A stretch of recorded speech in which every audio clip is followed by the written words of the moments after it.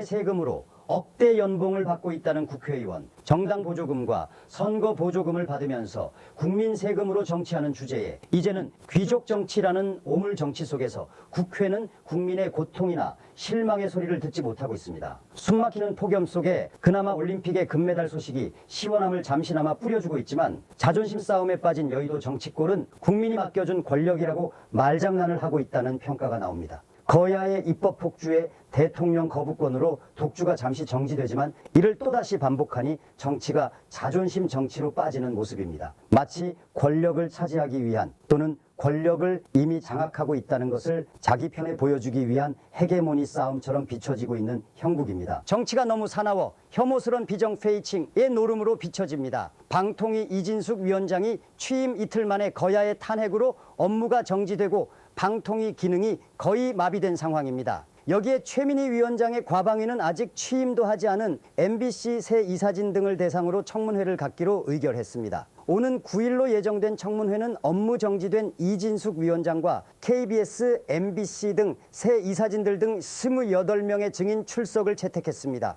청문회에 앞서 6일에는 방통위원회 청사를 방문, 방통위 2인 체제하의 공영방송 새 이사진 선임 관련 현장 검증을 추진합니다. 청문회 다음에는 다시 국정조사를 실시하겠다고 밝힌 바 있습니다. 모두가 정부 여당의 불법적인 공영방송 장악 시도를 밝힌다는 방침입니다. 그러나 일반적인 상식으로 보면 정부의 공영방송 장악 시도가 사실일까 의문입니다. 임기가 끝나는 공영방송 새 이사진 구성이 정치적으로 무슨 잘못일까 싶습니다. 전임 문재인 정권의 경우 기존 이사진을 노조가 앞장서 사임시켜 당시 친정부 편을 구성하지 않았습니까? 대강 짚어봐도 현재 제1야당이 지나치게 많은 의석수를 과신하여 입법에서부터 특검, 탄핵, 국정조사에 이르기까지 권력남용으로 비칠 수밖에 없습니다. 이재명 대표는 연임을 위해 잠시 사표를 냈지만 곧 8.18 대회를 통해 압승으로 복귀할 것이 분명하다고 전문가들은 언급합니다. 이 대표는 지불계 사건 10여 개 재판을 받고 있는 피의자 신분이지만 제1야당 대표 연임으로 방탄력을 확보할 전망입니다. 협력관계로 보여지는 조국혁신당의 조국 대표는 무려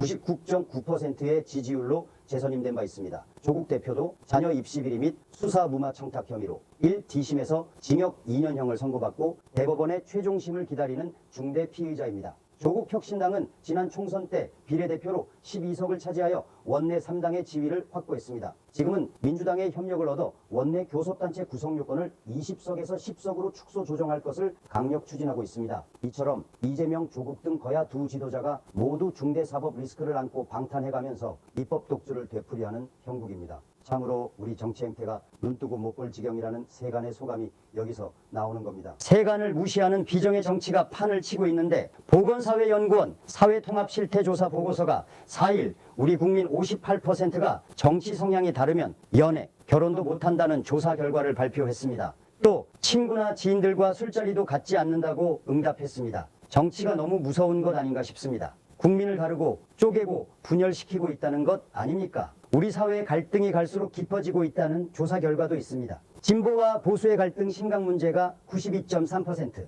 정규직 및 비정규직 갈등이 82.2%, 노사 갈등이 72.1%, 빈부 갈등이 78%, 대중소기업 간의 갈등이 71.8%, 지역 갈등이 72.5%로 나타났습니다. 각 기관 단체평가 부문에서 국회에 대한 국민평가는 신뢰 22.1%의 불신이 무려 74.1%에 달했습니다. 총선을 통해 국민으로부터 권력을 부여받았다고 착각하는 정치권에 대한 국민의 불신이 이토록 높지만 정치꾼들은 귀를 막고 듣지 않으려 하는 모양입니다. 보건사회연구원 보고서는 사회적 갈등과 대립, 긴장과 반목을 풀기 위해서는 생각과 입장이 다른 사람과 만나고 이야기할 수 있는 공론장을 온 오프라인에 조성해 활성화해야 한다고 주원했습니다. 바로 여야 정치권이 귀담아 듣고 실행해야 할 과제가 아닐까 싶습니다. 이제는 제발 질식폭염, 살인폭염해 국민이 못 살겠다고 탄식하는 소리를 소중하고 절박하게 듣기를 촉구하는 심정입니다. 감사합니다. 지금까지 이코노미 톡뉴스 배병휴였습니다.